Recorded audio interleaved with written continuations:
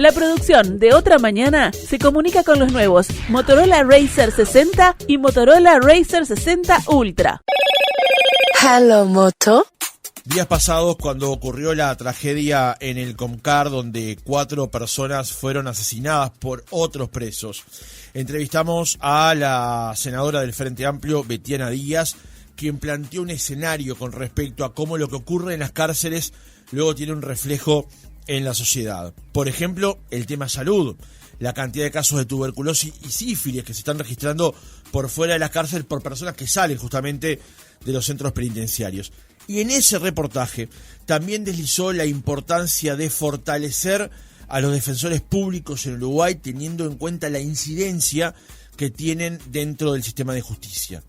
Y como es una cosa que lamentablemente en Uruguay está bastante invisibilizada, hoy en el reportaje central queríamos justamente poner la luz ahí y la lupa allí, detenernos en saber qué es o qué son los defensores públicos en Uruguay, a cuántas personas atienden, qué rol tienen dentro del sistema de justicia y esa pregunta que siempre queda latente, si efectivamente hay una justicia para pobres y otra para ricos, porque una cosa es ser defendido por un abogado que tiene todo el tiempo del mundo para preparar su defensa y enfrentarse a un fiscal que ya tiene una determinada cantidad de trabajo. Y otro escenario diferente es un defensor público de oficio, como se mencionan habitualmente, que tiene una carga imposible de cuantificar con respecto a lo laboral. Vamos a profundizar en eso recibiendo en nuestro espacio central a Marcos Pasos, integrante de la directiva de la Asociación de Defensores Públicos del Uruguay. Francisco Morales, Otra Mañana. Doctor Pasos, ¿cómo le va? Buenos días, gracias por acompañarnos. No, gracias a ti por el espacio, buenos días a todos. Primero corresponde de orden hacer una salvedad, una aclaración. Tú lo mencionás como defensores de oficio o defensores públicos. Para ubicarnos bien en el tema, el defensor de oficio es una categoría mucho más amplia que el defensor público. El defensor de oficio existe en el Tribunal de Contencioso Administrativo, en el TCA, en la Justicia Militar, y puede ser un defensor de oficio un privado. Es un defensor designado por voluntad del juez, de su confianza, de su lista, para atender determinados casos. Entonces, sucede que el defensor público, fuimos designados así por la ley 17.930, es algo más acotado, es más específico, y somos los abogados, para que la gente me entienda, de públicos, como hay médicos públicos. Entonces somos un grupo, estamos separados de esa función por una especialidad. Y bueno, esa es una aclaración importante entonces para comenzar, porque cuando ayer preparaba el reportaje advertía justamente el tema de defensores públicos, defensores de oficio, y allí, bueno, todo pasa a ser un gran sumidero donde va todo y es buena la discriminación. Entonces la primera pregunta es, doctor Pasos, para ubicarnos, digamos, es ¿qué rol cumplen dentro de lo que es el sistema de justicia hoy en Uruguay? Bueno, nosotros somos los garantes del acceso a la justicia. Es cuando una persona necesita su abogado de asesoramiento y no puede pagarlo, se dirige a una defensoría y allí encuentra a su abogado. Somos, como dije, de los que no pueden pagar, de la gente más vulnerable. Somos los que garantizamos acceso a la justicia. Nuestra función es dar asesoramiento, satisfacer necesidades, y no solamente a veces pasa por una defensa técnica, a veces también pasa por un punto de vista humano. Una persona viene con una insatisfacción jurídica, con un problema, y lo que hacemos es, a veces, no se resuelve con un juicio. Simplemente le damos a conocer sus derechos, le damos a conocer las necesidades, sus posibilidades, lo conectamos con otros organismos, a veces sus soluciones se han atendido por el MIDES o por el Ministerio de Salud Pública, por ACE. Nosotros damos ese tipo de servicio. Aparte del servicio, propiamente dicho, letrado, jurídico, damos también un servicio fundamental a la sociedad. Trabajamos todas las materias. No existe una materia que no sea cubierta por un defensor de público Uruguay. Uruguay es uno de los pocos casos, esto lo aprendimos, ya lo sabíamos, pero lo ratificamos ahora con la reunión de la Asociación Interamericana de Defensores Públicos, donde hay países que solamente existe el defensor público en materia penal, como salvaguarda el derecho último de la libertad. Uruguay no es un orgullo, es una cocarda que se puede colgar, que define todas las materias, tiene todas las necesidades humanas básicas. Por eso somos tan importantes en el sistema, somos el contrapeso del poder del Estado, somos los garantes de ese derecho, porque cuando uno tiene que hacer un juicio a veces contra el Estado, es el defensor público el que lo va a patrocinar, el que lo va a asesorar, el que lo va a llevar a cabo, y esa tarea es impostergable y no la puede hacer más nadie. Ayer, preparando la entrevista, encontré un dato que incluso usted ahora me lo acaba de corregir. Los colegas de En Perspectiva entrevistaron a 2 integrantes también de la asociación y lo que mencionaban allí es que en penal los defensores atienden o actúan en el 90% de los casos. Incluso este dato, que ya debería sorprendernos, o sea, que 9 de cada 10 actúen los defensores, tú incluso me lo corregías ahora. Sí, como conversamos en la antesala ahora, es un dato aproximado. La última estadística que tenemos es del 2022-23. Hay una estadística 24 que se está formando. Y pensamos que el trabajo ha aumentado. Sí, estamos arriba del 90%, estamos en torno al 94-95% de los casos. Ya el 90% de los casos significa que los defensores tengamos más de 400, en promedio más de 400 causas por año. Si tú pensás en el tiempo que trabaja un defensor, realmente trabaja en un sistema de turnos, te estaba hablando que más o menos tenemos unos 3 o 4 defensores promedio por día, si trabajábamos los 7 días. Claro. No trabajamos 7 días, si tenemos un sistema de turnos, no trabajamos los 10 días, tenemos un sistema de turnos, pero 4 personas todos los días para atender en algunos casos. Y en algunos casos son más. Hay días que el trabajo, podemos tener entre 10 y 12 personas para defender. Acá en Montevideo es muchísimo el trabajo. 10 a 12. Sí, a veces llegás y tenés a veces algunos pertenecen a la misma causa. Claro. Porque nosotros atendemos personas, no causas. Cuantificamos causas porque es lo que genera el número de expediente. Pero tú en una causa puedes tener 4 o 5 personas, cada uno tiene sus necesidades, tiene su derecho a hablar con su abogado, y mientras no se contradigan, mientras no tengan intereses contrapuestos, o sea, hablando pronto y mal, que se acusen entre ellos, tú los tenés que atender a todos. Claro. Y a veces tenés 5 o 6 minutos para hablar con cada uno. Claro. 94% es en penal, pero ustedes En atienden penal. todas las demás ramas Todas las también, demás ¿no? ramas. Familia, civil. Familia es el 100% en materia de niños y adolescentes en la primera audiencia, es más del 92%. Te voy a repetir, la precisión de las cifras no la tenemos exacta, Claro. ya que no existe una estadística perfecta, exacta, porque otra cosa que nos pasa es que el trabajo de recoger los datos, que es un trabajo en definitiva administrativo, también corresponde a los defensores. Que eso es otra, aparte de las cargas que tenemos de preparar los escritos, de preparar las audiencias, de entrevistarnos con la gente, de recabar nuestra propia prueba, a veces en penal, tenemos también trabajo administrativo, ¿no? Presentar escritos, completar estadísticas, ingresar las personas a los sistemas para que la información fluya, para que la información esté. Eso todo también Claro. son pequeñas perlas que aumentan el gran trabajo que tenemos los defensores, la gran carga que tenemos los defensores. Eso es otra cosa interesante, porque suponíamos que los defensores actuaban en penal únicamente, pero resulta que actúan en todas las ramas, e incluso en esas otras ramas que desconocíamos actúan en casi el 100% de los casos. Sí, yo ayer comentaba que hay ramas, por ejemplo, que son zafrales, la materia laboral. Tú de repente sos un defensor del interior, a nosotros nos pasan las piedras, pasa mucho en la cuenca rosera, que toman gente por trabajo. Terminan la zafra, los despiden. A algunos les pagan, a algunos no. Esa gente concurre por montones a la defensoría. Uh-huh. Entonces ese defensor que está acostumbrado a tener 4, 5, 10, 12 casos, quizá por mes, de laborales, ¿no? Con lo que ello implica, de repente tiene 100 personas para atender de una cuadrilla de esos que recogen cebolla, que trabajan en los arroces, que tiene que atenderlas. Entonces, también tenemos un trabajo que es fluctuante, que depende de las necesidades humanas, porque Claro. nosotros atendemos necesidades humanas. Doctor Pasos, ¿cuántos son los defensores en Uruguay? Somos 337, creo, somos 300 defensores. Es un segundo, corroboro las cifras. Somos unos 300 defensores en todo el Uruguay para toda esa cantidad de trabajo. No hemos tenido un aumento de plantilla en 317. No tuvimos un aumento de plantilla hace muchos años. El último aumento importante ocurrió en el año 2017, que fue con la creación del nuevo código, que fue específico para el nuevo código. Ya veníamos con deficiencia, o sea, se agregó la gente necesaria para que el código funcionara y quedamos ahí.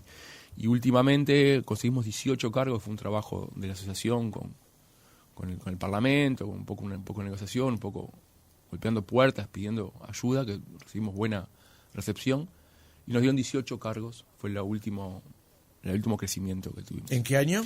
Hace 2 años, porque se ejecutó en 2 veces. Se ejecutó primero 9 defensores y después 9 más por un tema presupuestal. Uh-huh.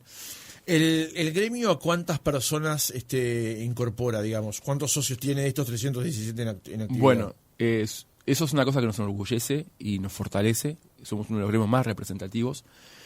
Tenemos alrededor de 200, aquí la presidenta quizás está más, tenemos 250 y pico socios, somos casi el 90% de los socios. O sea, el gremio es representativo efectivamente de todos los actores. Manejamos esa cifra, como te dije, en la reunión de la Asociación Interamericana de Defensores, y nos lo sorprendió a toda América que seamos un gremio tan representativo. Tenemos una gran representatividad, gracias a Dios, y bueno, y también el apoyo de los compañeros, que siempre es importante. Doctor, una pregunta de las escabrosas, digamos. ¿Cuánto percibe como salario un defensor? Sí, será escabroso. Bueno, legalmente tendríamos que estar asimilados a los jueces, pero ganamos un 40% menos que ellos. Al sueldo de los magistrados se ha aumentado a través de partidas no salariales, partidas vivienda, estudio, alimentación, etcétera, y su salario hay una desproporción. Y también con respecto a los magistrados. O sea que ustedes tienen que ganar el 40% de el 100% de un juez. Tenemos que estar asimilados a los magistrados por ley, pero en realidad ganamos un 40% menos.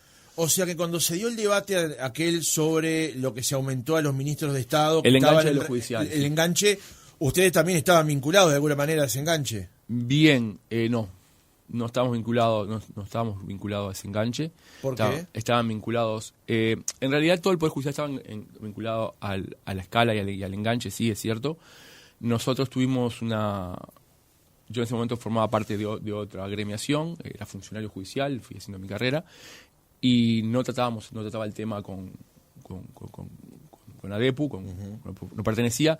Sé que ellos lo resolvieron de otra manera, creo que se llegaron a un acuerdo, no estoy de acuerdo si hicieron juicio o no, pero la escala salarial por la ley enganchaba a todos porque los sueldos dependen del los ministros del Estado dependen. Los ministros del Estado en relación igual a la Suprema Corte de Justicia. Y de ahí el director general un porcentaje de esos ministros y todos los funcionarios un porcentaje del director general.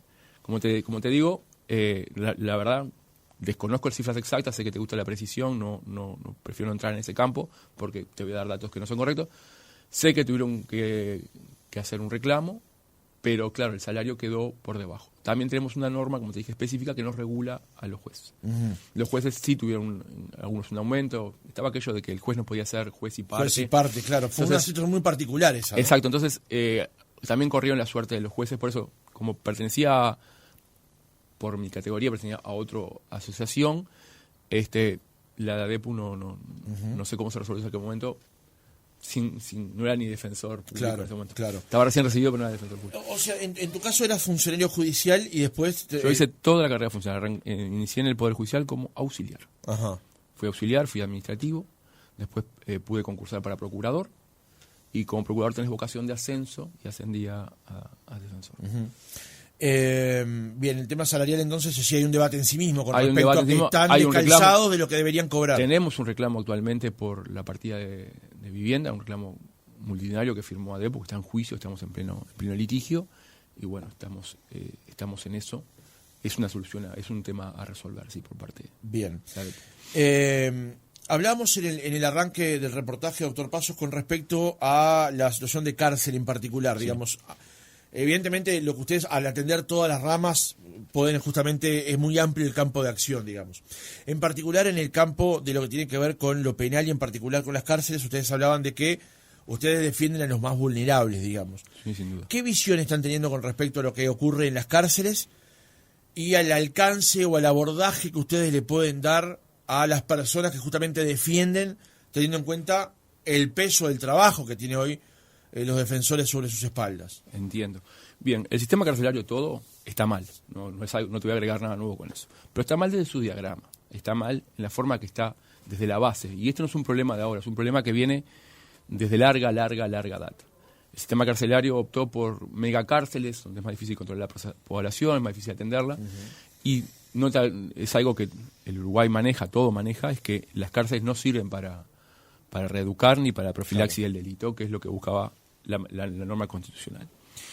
Como defensores, al tener tantas causas, fíjate que solamente en Montevideo hay 12 defensores de ejecución para cárceles que están abarrotadas de gente. Un promedio de 450, 500 personas, esto sí es constante, para atender.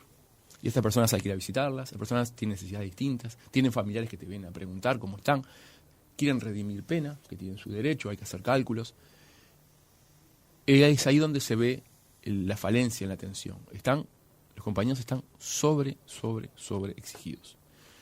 Se hace lo posible, se atienden a aquellos que están más próximos a salir, pero es algo que desde ADEPU venimos trabajando. Las condiciones carcelarias, que no es ni de este gobierno ni del anterior, viene de mucho tiempo atrás, ya desde el principio del año 2000, incluso yo era estudiante y recuerdo la norma de humanización del sistema carcelario, que creó unas medidas para poder liberar un poco las cárceles. Ya ahí ya veíamos el problema, ya Uruguay estaba consciente de ese problema. Recordemos que eso que menciona el doctor Pasos fue una ley que impulsó el gobierno del Frente Amplio, el primero, con la conducción del ministro José Díaz al frente del Ministerio del Interior, justamente el proyecto de humanización. Y además después de eso vino Manfred Novak, el relator de Naciones Unidas para los Derechos Humanos, donde dijo que las cárceles uruguayas eran un desastre. Hace más de 10 años, ¿no? Y la cosa solamente ha empeorado. Pero yo era estudiante y recuerdo una charla del ministro Stirling, ya dando cuenta del problema. Fíjate los años que estoy hablando al principio del 2000, 2003, 2002, 2003. Ya ahí era un problema nuestras cárceles. Y bueno, y la defensa pública necesita en ese punto ser fortalecida, porque ahí atendemos la mayor cantidad de personas y tuvimos un aumento de trabajo entre el año 2002 y 2003 del 187%. En atención a la gente. Es un número que a mí me sorprendió. No hago ejecución, o sea, no estoy en la materia de ejecución, pero cuando vi eso dije que era impresionante. Hay 5.200 privados de libertad en el CONCAR, hay 850 mujeres, hay 1.400 en Punta de Rieles, pero también se refleja en el interior. La cárcel de Rosa tiene 1.100 presos y hay solo 3 defensores. Como te decía, cada uno tiene necesidades, están lejos, o sea que el defensor tiene que desplazarse para poder atenderlos, lo cual insume muchísimo trabajo. Entonces, tú comenzabas con una pregunta de que si hay una justicia para pobre o para rico. Mi respuesta es que no, la justicia es la misma. Lo que hay es un acceso a la justicia distinto y que no está garantizado con los recursos humanos que tenemos ahora. No hay manera de garantizar un acceso digno a la justicia con este recurso. Si se consigue, si tenemos buenos números, tenemos buenos resultados, es por el esfuerzo de los defensores que se ponen la camiseta y trabajan sábado, domingo, de noche, se llevan trabajo para su casa, van a ver a los presos con sus propios medios, pagan su combustible, tratan de hacerlo por Zoom, que fue una herramienta que nos dejó la pandemia, que ha posibilitado extender un poco más las redes. No es suficiente, pero ha ayudado. Entonces, parte de la pregunta tuya de fondo que querés contestar comienza allí. Una defensa pública que no sea fortalecida, nunca va a poder cumplir un deber del Estado, que es garantizar el correcto acceso a la justicia. Claro. Porque si justicia tenés las normas, tenés los jueces, lo que no puedes acceder efectivamente. Claro. El otro día la senadora Betiana Díaz, cuando conversábamos con ella con respecto al tema de cárceles y de lo que había ocurrido en CONCAR, también mencionaba algo que por obvio igualmente lo voy a decir, que es, esto le puede pasar a cualquiera, digamos, ¿no? Tanto el hecho de tener que terminar en una cárcel por una tragedia, por algo que se haga mal, por un accidente, y a también tener que recurrir a los servicios que por más voluntad que ustedes le ponen, como lo está narrando, también están abarrotados y llega a un punto de equilibrio en el que eso se puede romper efectivamente, ¿no? O sea, esto que estamos narrando le puede pasar a cualquiera. El sistema penal, la norma penal es la única norma que nos regula a todos. Tú puedes ser comerciante y las normas comerciales te regulan. Tú no sos comerciante y no te regulan. Tú puedes tener familia o no, te regulan las normas familiares. Pero el Código Penal nos abarca todo. Por eso hay que ser muy cuidadoso cuando se lo toca, se lo manipula. Porque, como decía un profesor de facultad, nos regula a todos exactamente. Todos estamos bajo la misma espada. Nadie está libre de eso. Y generalmente, cuando te pasa un accidente, nadie tiene el teléfono de un abogado por si caigo preso. El primero que te atiende es un defensor público. Que después tú decidas, bueno, tengo a alguien de confianza, le da tiempo a la familia a llamar, sos detenido, sos incomunicado, ¿cuándo te comunicas? La primera persona que va a estar contigo, que va a controlar la detención, cómo se efectuó, cómo fuiste tratado las primeras horas, lo más probable es que sea un defensor público. Salvo que tu familia se entere, pueda mandar un defensor, que son los pocos casos. ¿Ah? La defensa pública funciona gracias como te decía, al esfuerzo de los compañeros, y tenemos algo que el defensor privado, los colegas me van a disculpar, no tienen, que es la casuística. No tenemos tanto rodaje, Si un defensor privado tiene 10, 12 casos por año, nosotros tenemos 400, 300, 400 casos. Tenemos ese know-how, esa cuantificación que nos da una ventaja. Conocemos nuestros jueces, conocemos los fiscales, cómo fallan, qué se necesita, qué es lo más conveniente, y eso nos da cierta agilidad. Si tuviéramos otros medios, la defensa obviamente sería mucho más efectiva. Si tuviéramos quien investigara para nosotros, apoyo técnico, claro, tendríamos una defensa, me atrevo a decir, y me van a disculpar, mejor quizá que un privado por la experiencia solamente. En este momento no contamos con un equipo de investigación, con un aparato técnico, somos pocos, como tú decís, entonces ahí se ve resentido. El nuevo sistema de los abreviados se crea como consecuencia del exceso de trabajo también. Y también por una necesidad del propio sistema. No todos los casos son discutibles. Cuando un defensor público decide que va a llevar algo a juicio, que, como decimos nosotros, no da para abreviar, no tengo necesidad de abreviar porque no está en prueba o hay una duda razonable, yo te puedo asegurar que tiene 90% de posibilidades de éxito. El tema que le faltan los medios técnicos para poder crear su prueba. Doctor, había llegado un mensaje, justo con respecto a eso que usted está diciendo, había llegado un mensaje más temprano que no lo iba a leer, pero en función de esto que usted acaba de decir me parece que es importante apuntarlo. Lo voy a leer como está. Sí, sí. Creo que en algún punto puede llegar a ser ofensivo, pero es interesante que usted pueda eventualmente desmontar esta idea. El oyente del 377 dice: me ha tocado usar los servicios de defensoría de oficio más de una vez y aún teniendo todo para ganar el caso, los perdía. Aún que no tengo pruebas, estoy seguro que se ponen de acuerdo con la fiscalía y obedecen lo que ellos dicen, dice el oyente. Bueno, sí, es un lindo mito. En mi experiencia penal me ha tocado escucharlo una vez, lo recibí. No es ofensa si uno no cree que lo daña. No. Que nosotros trabajemos todos los días con los fiscales, sí, obviamente te crea un vínculo. Es una persona que ves todos los días, con la que dialogás, con la que tenés que negociar. A veces, cuando no se le puede ayudar a la persona a quedar libre, lo que se hace es buscar una disminución de pena. Pero no tenemos esa. Por el contrario, nuestra relación con los fiscales es netamente profesional y netamente, ¿cómo decirlo? No quiero decir distante porque no es cierto, o sea, son personas con las que trabajamos, pero cuando tenemos que no estamos de acuerdo con su imputación o cuando estamos de acuerdo con algo, los defensores siempre nos oponemos. Como dice el oyente, tiene razón, a veces no tiene pruebas, a veces no tiene elementos, o lo que la gente considera que es prueba no es prueba. ¿Ah? Ese es un punto muy interesante. Ese es un punto que la gente cree. Entonces, el desconocimiento del trabajo del defensor y la tarea en sí, lo que es defenderse. Uno piensa que un defensor lo va a salvar como si fuera algún paraguas mágico. El defensor, la principal función que tiene es garantizarte que tengas un juicio justo. Que tu acceso a la justicia sea el correcto. Que a ti no te cuelen prueba ilegal, que no te aparezcan testigos presionados o abusados, que tengas un proceso correcto. Si en el devenir de esas pruebas y de ese control que hacemos, la prueba es mayor que la que tú tenés o al tercero imparcial, que es el juez, lo convence, ¿sí? Evidentemente vas a perder el caso. Allí donde está la deficiencia de la fiscalía. A mí me hubiera gustado en muchos casos poder tener prueba, poder diligenciar prueba y no solamente controlar la correcta prueba del fiscal. Y eso no sucede porque no tenemos medios técnicos. Yo puedo entender, quizá el enojo de una persona que ha tenido que usar los servicios, pero no, es un mito, no es real este cierto acuerdo entre fiscal, porque cumplimos roles distintos.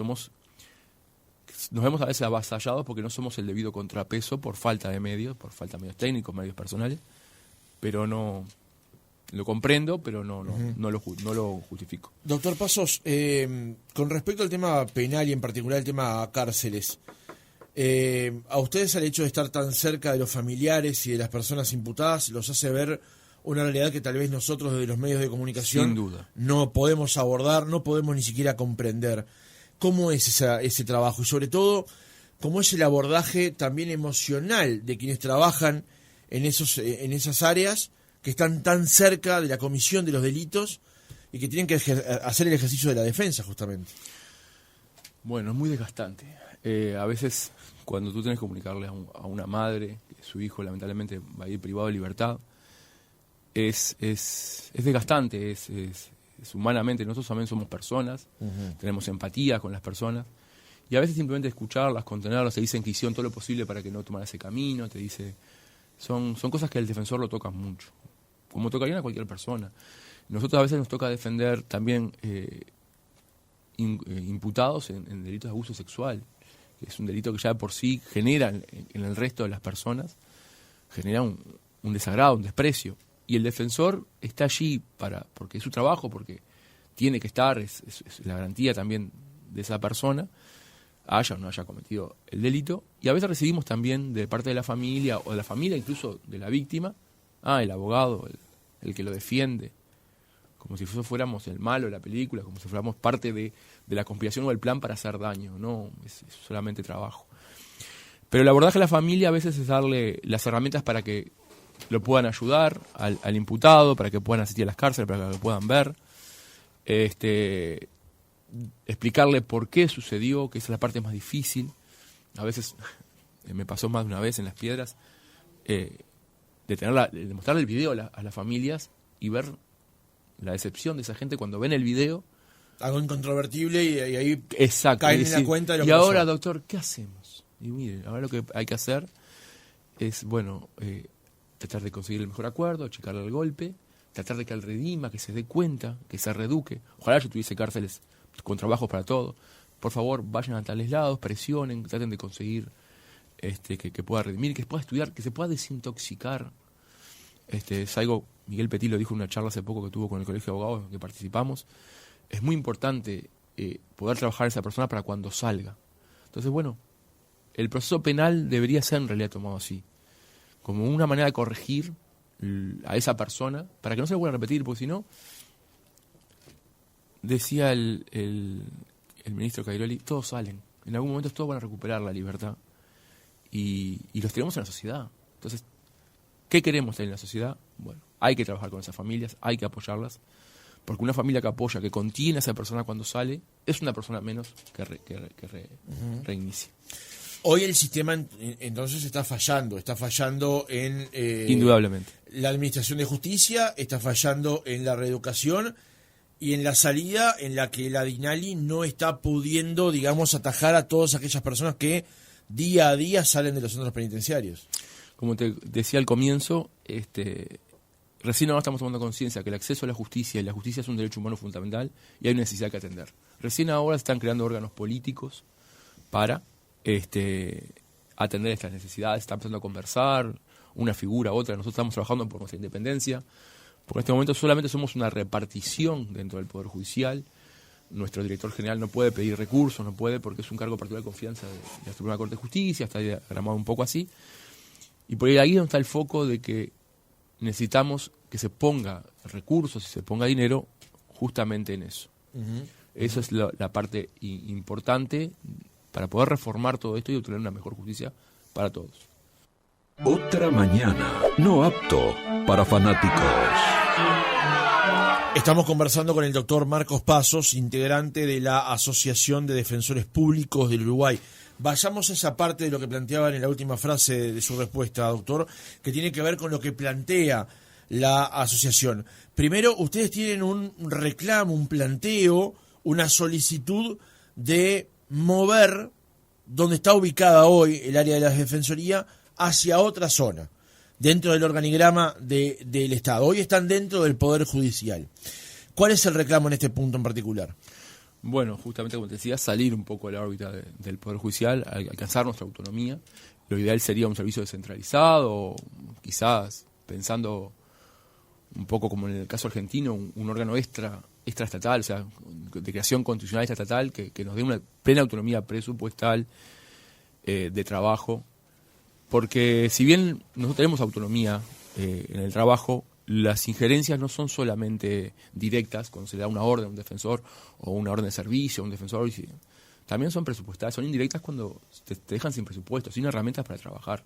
También te limitan un poco. Entonces, la mejor manera de tener un correcto acceso a la justicia es tener un órgano totalmente independiente que pueda autorregularse y que pueda atender las necesidades sin ningún tipo de injerencias. Y entre ellas decidir dónde hay que poner más foco, dónde hay que aplicar políticas, de qué manera aplicarlas. Eso es fundamental. Hoy no se podría o no se estaría cumpliendo con que la Defensoría esté en la órbita del Poder Judicial. El Poder Judicial tiene otra función distinta, por eso somos una repartición que ha tenido poco desarrollo, porque tiene una función netamente distinta, es juzgar, no es dar acceso a la justicia. El acceso a la justicia lo da como una necesidad. Históricamente no tenemos simplemente un requisito de procedibilidad. Para poder proceder el juez tenía que tener su defensa. Entonces, ¿qué hizo el Poder Judicial? ¿Qué hizo el constitucionalista? Creó esa figura de defensores de oficio, no públicos, de oficio, porque también pensaba en aquel momento cuando se crea, había muchos abogados privados, entonces que se pudiera tomar esa masa laboral privada y ponérsela a una persona para que tuviese su defensor. Crea dentro del Poder Judicial que nombrará a los defensores de oficio, pero nombra para el caso, porque son de oficio. Actualmente esa necesidad ha sido tanta, y el derecho a hacer la justicia es una necesidad tan importante que tiene que ampliarse, no hay más remedio. Por eso necesitamos salir de la órbita del Poder Judicial, porque no es que el Poder Judicial no se preocupe, somos conscientes de que lo hace, pero también tiene sus necesidades y sus recursos. Entonces necesitamos poder tener esa autonomía que nos permita crecer. ¿Un estatus similar al que tiene la Fiscalía, por ejemplo? Sí, esa también sería una opción. Nosotros estamos recién abordando el tema de qué forma, cuál sería el formato correcto. La Fiscalía es un órgano descentralizado que depende del Poder Ejecutivo. Esa podría ser una forma, sí, ¿por qué no? Obviamente la que más nos convencería sería, como te digo, como es el TCA, por ejemplo, un órgano de creación constitucional que no depende de nadie. Eso sería lo correcto, como es en Argentina, en gran parte de Argentina. Por ejemplo, esa sería la forma más correcta. Obviamente hay que hacer reformas constitucionales, es un tema de presupuesto, es un tema estructural. Como medidas... ¿Con un director? Con un director, sí, con un director o un grupo de directores. Claro, pues ahí está el problema que hemos entrado en Uruguay en los últimos 8 o 9 años, que es, por ejemplo, en el TCE, en el TCA o en el TCR también, a quién designamos y nos ponemos de acuerdo para designarlo después, ¿no? Si tenemos un nombre en el que confluyan las dos coaliciones hoy para justamente apoyar ese nombre.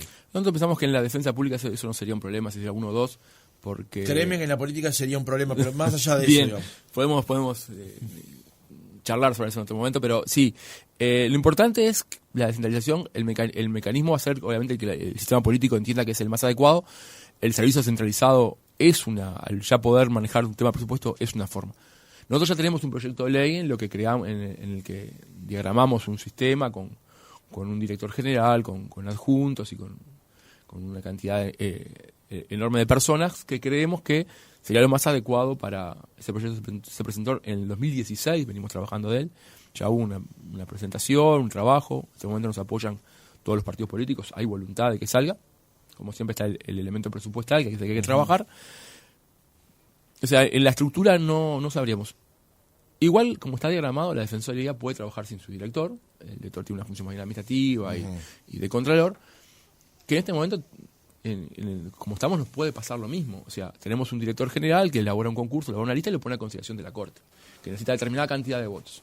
Si por razones de licencia, de viajes o de exceso de trabajo la Corte no puede nombrarlo, no lo nombra, o sea, pasa un tiempo sin nombrar. Estuvimos casi 3 años sin concurso. ¿Por qué? Porque las bases iban y volvían, habían problemas, habían otras preocupaciones del Poder Judicial y dejaba un poco de lado la Defensoría. Bueno, eso es lo que justamente queremos que no pase nuevamente. Se trabajó mucho para contener un concurso, para que eso no pase, para reglas claras, y eso es lo que queremos mantener, y está ahí el pie fundamental del acceso a la justicia. Doctor, ¿ustedes están de acuerdo, lo han analizado siquiera, la eventual creación de un Ministerio de Justicia? Bueno, no tenemos posición tomada sobre eso. Hemos trabajado en todas las charlas que se han dado sobre el tema. No tenemos una opinión formada, no sabemos, como te voy a repetir, sabemos que nuestro trabajo es la independencia. ¿Bajo qué órgano, bajo qué paraguas? Eso va a depender un poco del tema político. Como te voy a repetir, nuestra mejor opción siempre sería fuera para no tener injerencia. Porque también de un ministerio político, si no te da recursos, estaríamos en la misma situación.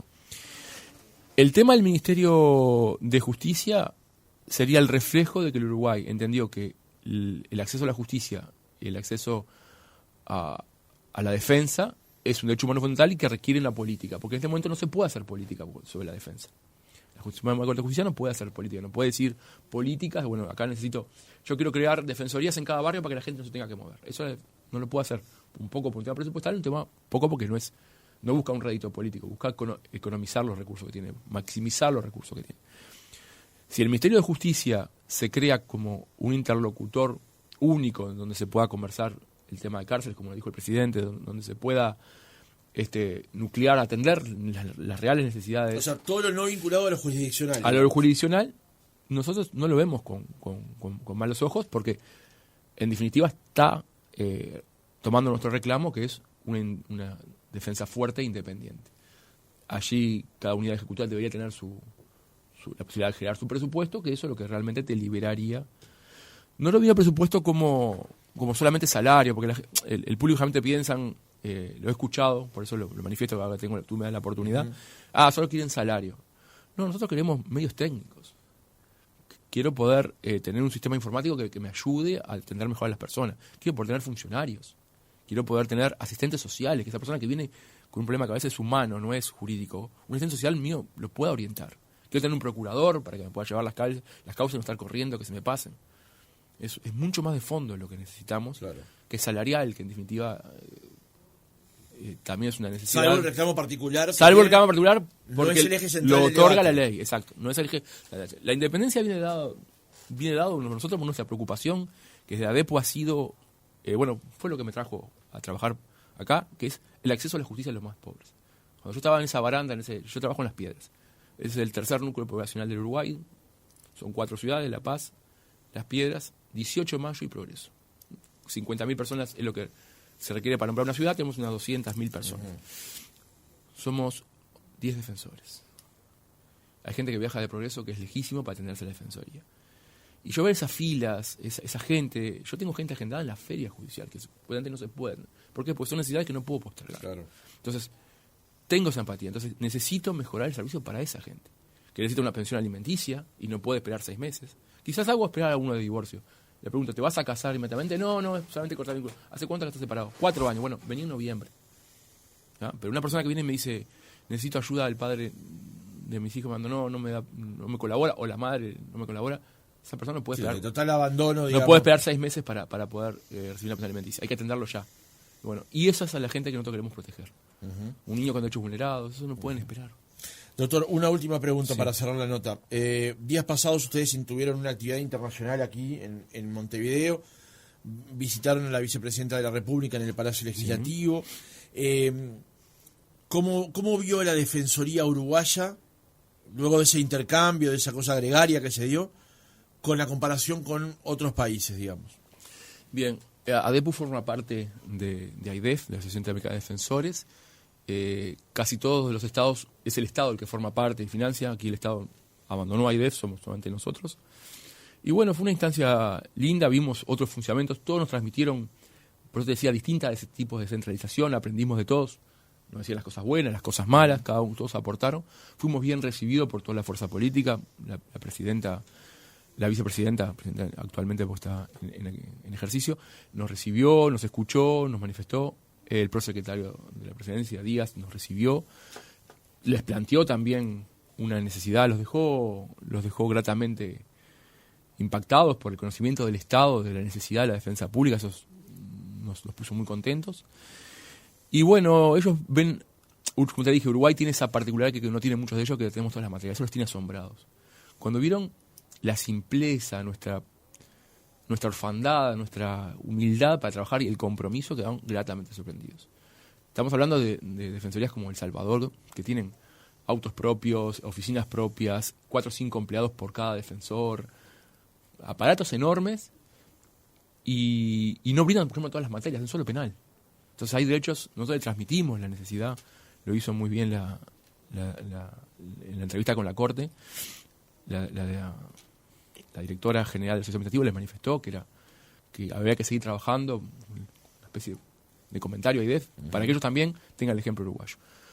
Nosotros manejamos, estamos primero en casi todos los índices de bienestar y acceso a la justicia, estamos en los primeros lugares, pero eso se ha conseguido solamente con esfuerzo y venimos cayendo en lugares. Entonces, para mantenernos donde debemos, para mantenernos donde estamos, para ser una democracia plena como lo somos, es fundamental trabajar en eso, trabajar esa independencia. Doctor Marcos Pasos, integrante de la dirección de la Asociación de Defensores Públicos del Uruguay, gracias por haber estado otra mañana con nosotros. No, gracias a ti por el espacio.